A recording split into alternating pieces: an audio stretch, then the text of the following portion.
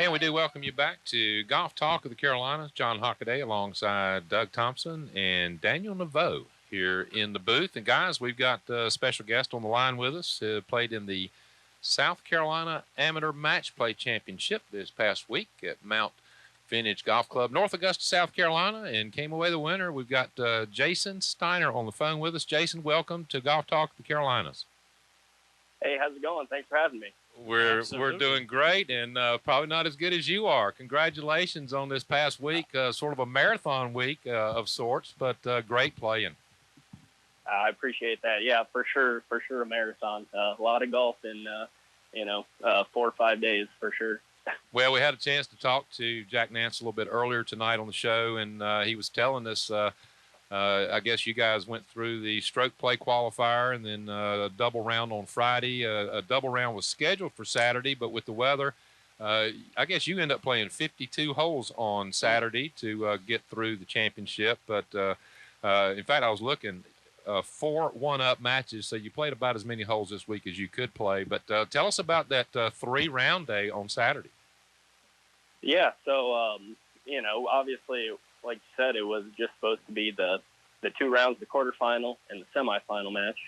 And then, with the thunderstorms coming in for Sunday, me and Brian, we decided to, try to fit it in when we could. And we thought the best time was right after on Saturday. So, yeah, definitely a long day. Like you said, I won a lot, one up, so I played a lot of holes. No question. I got to ask you this. How long did that final 18 holes take to play with the two of you rolling around in carts? We got done pretty quick. I think we got done, 2.5 to 3 hours maybe. Wow. So yeah, we got done pretty quick. We were just, going. Well, I'm sitting here looking at your scorecards. Did either one of you make a bogey all day? 67, maybe 68? 1 or 2. Yeah, not a ton.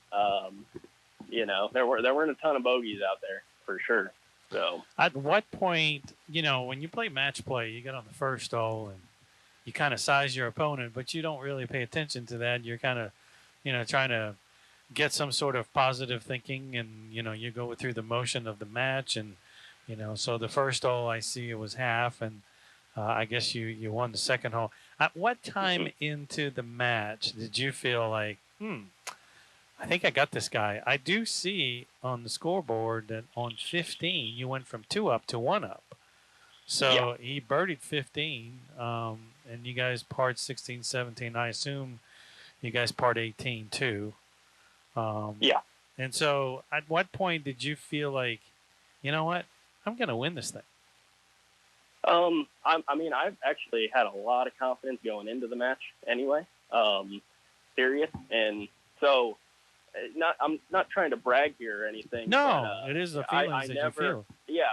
And so, well, with what I'm going to say next, I never trailed in a match, actually. I never was down a hole in any of the matches that I played. So, I guess I got confidence from that, to where it was, I was like, yeah, if I can, I got off to a good start, put one in there pretty close on number 2 to make birdie. And I was like, look, basically you can't lose if you never trail, right? So, right. So, yeah, like I said, I just kind of took that and ran with it. Just tried to focus on my game and, tried to play my game pretty much and not worry about what he was doing. Were you playing conservative in order to get to that mode, or did you felt like, you know what, I got to play as aggressive as I can be? Because sometimes in match play, it doesn't really matter how you play. You just want to play better than the other guy. It could be conservative, could be aggressive. What was your mindset? Yeah. So I was trying to play the whole week pretty conservative, especially off the tee, especially at Mount Vintage. What a great golf course that is. But, yeah, I was trying to play conservative off the tee. You needed to be in play off the tee. That was the big thing there. You could the greens were soft and pretty receptive, so it was kind of easy to be aggressive into the greens. But, yeah, I was just trying to, not, almost not take myself out of it, basically. So fairly conservative. But you know, like you said, with it being match play, you can get into that aggressive mode. You know, as opposed to really trying to settle into it. Right. So, Well, I guess you ended up in the finals taken out. Was Brian the defending champion or just the number one seed or both? he was just the number one seed, I believe. Okay, number one seed. Yeah. All right. Well, listen, I looked at your picture earlier today. Obviously, you're a young guy as compared to those of us sitting here in the booth. Well, what's ahead for you? What kind of golf you got coming up? So in a couple weeks, I'm playing in USAM qualifier. Got that going. You know, hopefully one day, you know, my goals are to play it at a high level, very high level, possibly the highest level. So, you know, I'm just going to kind of take it step by step. And, you know, this was a pretty good step, I think, for me. You know, I got a few tournaments coming up. Like I said, USAM qualifier, the South Carolina amateur, and those are the two big ones, really. So we'll kind of see where we go from there. All right. Well, Jason, I want to thank you for talking with us tonight. Again, congratulations on winning the South Carolina Amateur, and your name will be down there at CGA for a long, long time. That's and right. That's good stuff. All righty. Thanks so much for having me on. All righty. Well, welcome. Congrats, man. Yep. Jason All right, Steiner, thanks. the winner of the South Carolina Amateur Match Play. I tell you what, Championship. if you can feel confident like this and get into the USAM and get up on matches and never really get trailing, that's a great play and that's a great feeling. Because, you know, sometimes you play match play, you can be victorious in a match. And shoot But you- 77. Well, you could be, well, not only that, it's just that you could be trailing midway around. You got to fight back, and that's always stressful. No question. But you know, I had not gone through every one of his scorecards, but gosh, the ones I've seen, it looks like everything's pretty much under par. There's a lot of threes and a lot of fours. Yeah. I'd and- say they said that's good more than once. Well, yeah, probably get to do that some, but Yeah, that's good. Yeah, that's good. Yeah, Pick it up. Yep. Yeah, I wonder like it. why do people not do that with us, though? They don't give us those little well, they've putts. seen me They've putt. seen I us don't know about putt. you. Apparently, I don't know I about don't you. do that often. I don't know. But, you know, that's why the game takes so long. We have to put it out. Yeah, Ed Sabo will say, I like to hear that noise. That Here, go in the hole. Yeah. He must be deaf because he likes to put it from an inch. So he would hear it for sure. no, he don't want you giving him anything, Nothing. and he don't want you taking anything either. Put it out. Put That's the it reason there's a out. hole. That's right. The reason there's a That's hole. exactly right. But anyway, some good playing by Jason Steiner, and certainly congratulations to him. And you know, I was looking down the South Carolina list. I guess I don't know as many of those as I do from the North Carolina amateur list. There's but, a few that I know. a few names I do recognize, and Jared Grimes here. He's an older guy. He's a mid-am. And James Lightsey. He's a good player, yeah, too. I've seen that name And as well. They lost early. Yeah. I don't know the other guys. But anyway, he said the South Carolina amateur. Is there a North Carolina match play coming up that's on the same weekend as their stroke play? Is that No, this is the South Carolina match play. right? He said their stroke play was coming up. Their South Carolina I amateur. think it's in 2 weeks. I think Yeah, 2, okay. 3 weeks. Yeah. Okay. That was a big step for that July. kid. That's a good job. Yep. Good stuff. No question Yeah. about it. Guys, going back to the U.S. Open a little bit, a couple of names that Matthew Wolff. A lot was said about him this week. We listened to some interviews with him. He opened up a little bit. Yeah, he and, did. said some neat things. I thought he showed some maturity I for agree. what, a 22-year-old. Is that right? 22. Some mental issues that he has gone through, I and, think part and he of the- shared that. And I thought Part that of was pretty dealing neat. with him is sharing it, I think. Yep. Yeah, I was impressed by that. But you know, Yeah, I very guess either one of you two had asked me a week or so ago, why isn't he playing, or where's he been? And well, we found was out the why. answer, yeah. He had not played since what, February? Yeah. Yeah, having a little mental issues with temper or depression, and both. Well, and being on the road alone, I think that was No good. part of. You know, I heard a really cool stat today talking about John Rahm and dominant players, and I would not have realized this. 117 starts since he joined the PGA Tour. How many top tens, Daniel? How about 51 out of 117? Top tens. That's insane. That's totally insane. I mean, that's Tigerish, if you will. It is Tigerish, and we also talked about.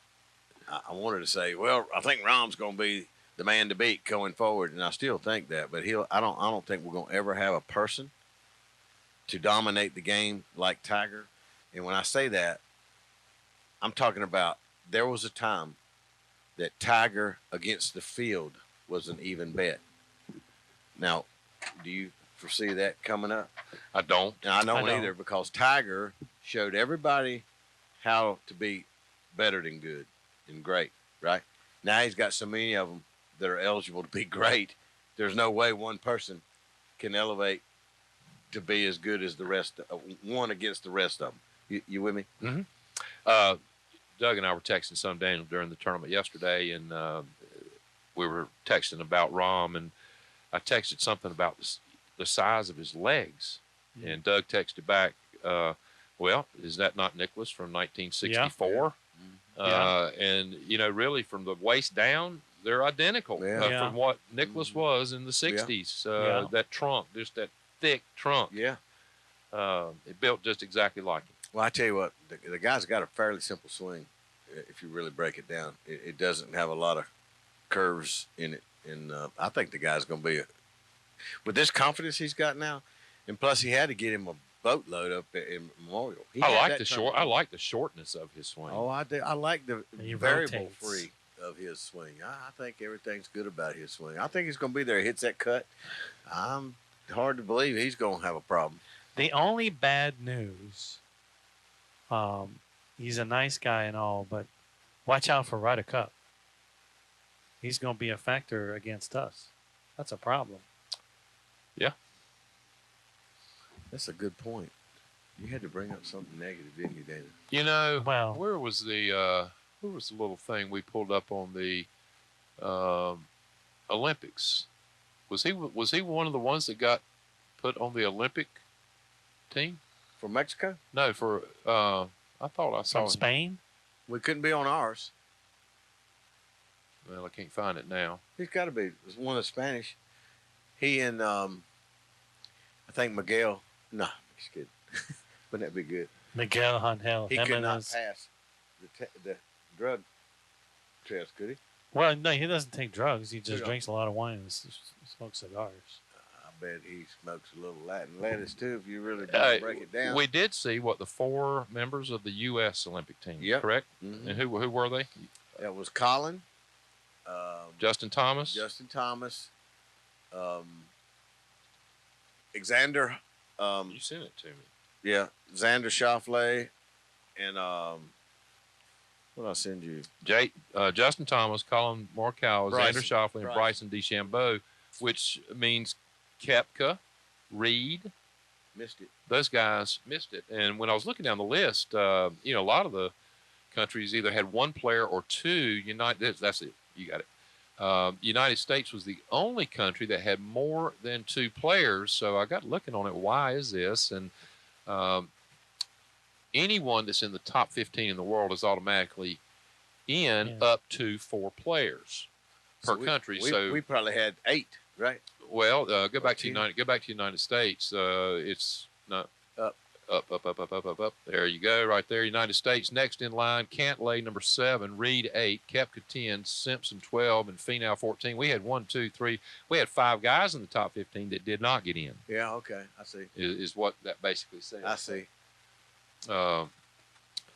That's pretty good. And Dustin Johnson would have been in there, but he told them up front he was not going to compete. Well, speaking of Dustin Johnson, he's not number 1 in the world anymore. No, John Rahm is, but Dustin is still, I guess, number 2 now. So he would have been eligible. Yeah, I wasn't insinuating he wasn't. I just went, there's a new number 1. And I wonder how long he's going to stay on the throne. He's been there before. He was there for like a week or 2 weeks, and then Dustin became number 1 after a win. And I tell you, who's good, well-spoken, Tim Mickelson. Yes. His brother. Yeah. Totally He had a great interview regarding Rahm earlier today. And if you get a chance to listen to him, he's kind of cool. Yeah. You are listening to Golf Talk of the Carolinas, and we're going to take a short break, and we'll be back with more golf right after this. Hello, my name is Jack Nance, Executive Director of the Carolinas Golf Association. We are proud to partner with Sandhills Broadcasting to bring you the latest in golf from the Carolinas. The CGA is a nonprofit organization that conducts over 300 tournaments annually, provides daily USGA handicaps, and offers golfers of all ages and ability quality golf at an affordable price. So whether you are in South Carolina or North Carolina, go to carolinasgolf.org and click on How to Join. Play well. When it comes to planning your next golf round to the Myrtle Beach area, look no further than MyGolf to book your next round. MyGolf.golf offers over 70 championship golf courses in the Myrtle Beach area, and MyGolf is your #1 choice for booking tee times at discounted rates. Use MyGolf's online booking platform at MyGolf.golf 24/7 to get the best available courses and rates for your next trip to Myrtle Beach. Make your plans today. Visit MyGolf.golf. It's the only way to book golf in Myrtle Beach. Are you a veteran that likes golf, competition, and a good time? Then check out the Veteran Golfers Association. Founded in 2014, the Veteran Golfers Association is dedicated to enriching the lives of veterans and their families through the camaraderie and sportsmanship of golf. With local, regional, and national events, the VGA offers great competition at quality venues. Veterans and their families can join in on the fun and be a part of a golf organization built with veterans in mind. Check out the Veteran Golfers Association at vgagolf.org. Are you looking for a great place to play in the Sandhills? Look no farther than beautiful Quail Ridge Golf Club, located on US #1 south of Sanford. With new hybrid Bermuda greens and pristine fairways, Quail Ridge offers a challenging yet fun and playable course at reasonable rates. Call Quail Ridge Golf Club at 919-776-6623 or visit our website at quailridgegolfcourse.com. You've played the others, now it's time to play the best. Quail Ridge Golf Course, the gateway to the Sandhills. First Health Orthopedics and Pinehurst Surgical Clinic are committed to providing exceptional care close to home, including throughout Lee County. From shoulders to elbows to ankles and everywhere in between, our award-winning orthopedics team works together to care for you, from diagnosis to recovery. To learn more about our full range of orthopedic services, visit firsthealth.org/ortho. That's firsthealth.org/ortho. First Bank has made every penny count since 1935. Now, we are a progressive community bank network that is a bank of choice for emerging businesses, families, and customers in our community. With innovative products and services, First Bank has always been ahead of the curve. Your local First Bank offers a full suite of premier online and mobile banking, so our customers are always connected. Learn more at localfirstbank.com or at your nearest branch. Member FDIC.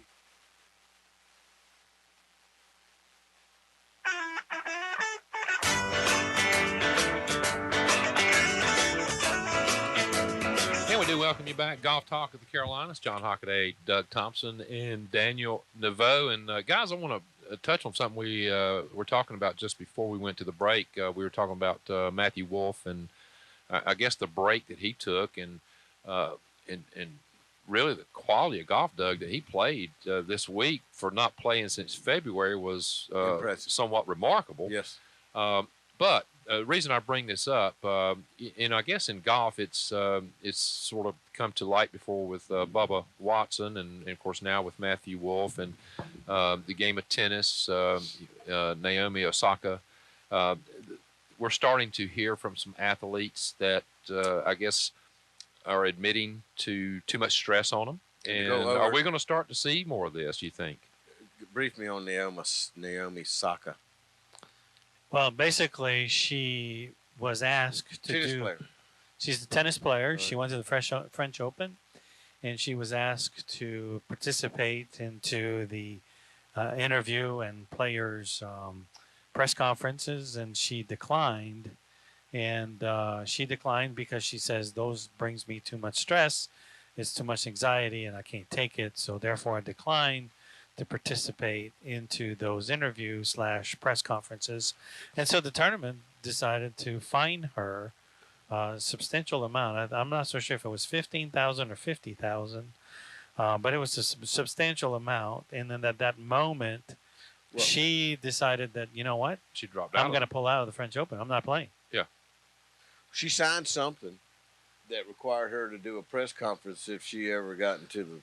Well, all those athletes. They all did. Have to yeah, do but they that. have to. You couldn't fine her if you didn't. Right. So she agreed to it, then disagreed to do it. Correct. She didn't have her safe space. Well, I think that's it's it's a fine line in there, and I guess that the anxiety of it was too much for her, and that was where it went. And obviously the same way with Matt Wolff, and he took a break from it, but it was unpublicized. I mean, nobody really knew what was going on outside of his inner circle until just recently when he came out and talked about it. So I guess the question is this. Number one, if we are going to be looking at it from a very systematic standpoint, those are young people, very young. all of them, yeah. We're not seeing this with 30-year-old and 40-year-old and 50-year-old athletes. We're seeing this with the very young. Second, a lot of success at a very early age with lots of money, lots of kudos and praise, and then they create this issue, or they have this issue where they have anxiety. The third part of it is I'm not so sure if their play has been affected by that or if there's any deception from that. Naomi Osaka, She got number defeated. one in the world, was she not? Well, Yeah. she's one of the best in the world. She got defeated last year at the U.S. Open. So I don't know. Matthew Wolff lost in the U.S. Open Championship. Didn't play very good at the Masters. No, he didn't. He didn't He play played in the Fall Masters. He didn't won He play played in the the Fall spring. Masters. right out of the go. Right Yeah, off the he won the 3M championship. Yeah. Yep. Then after that we don't. So is the anxiety based onto having so much success early, a lot of money, being very full of cake, and then creating and having these anxiety being because healthy. it's not happening again. Yeah. John? Well, one of the things that I thought they alluded to on TV over the weekend when they were talking about it was some of the things that had bothered him were being on the road alone, being in places he'd never been before, going to towns he'd never been to, and just feeling, in the wrong place, I guess. But that was where Lonesome. Yeah. And I guess, for a Well, that could 22-year-old be. that's never done this before, Yeah, it's that a could big be. deal. And expectations and all those things. I understand that. But back to my question, you think we're going to start seeing some more of this? We've seen 3 just recently, and I hope not. Well, I know you hope not, but that's not going to change it. Are we going to see is it because everybody's too coddled? Or what is the genesis? What's the start of this? What is the basis for this insecurity? Because that's what it boils down to. I played golf, Right. and I'm not going to say his name, but when I was young, we played the mini tours, and there's this guy who still plays, and he's a very, very good player on the national championship level.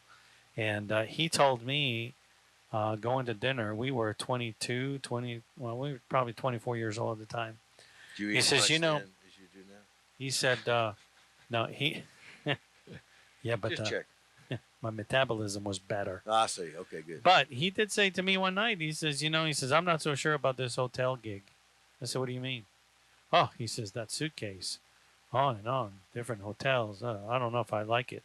And I'm thinking, you're going to be playing the tour if you keep this up. You're going to have to be in that suitcase. You got no choice. Obviously, I don't think that's the case with these people, but also it does relate. Well, it could be. I mean, do you really like the job? Because the job does require that. And maybe there's social media now. There's so much. Are they Activity. worried about the scrutiny of social media? I don't Well, know. look, If they give an look, interview, are they worried about getting scrutinized for that? at the level they are, particularly Osaka in tennis, she's number 1 in the world. And,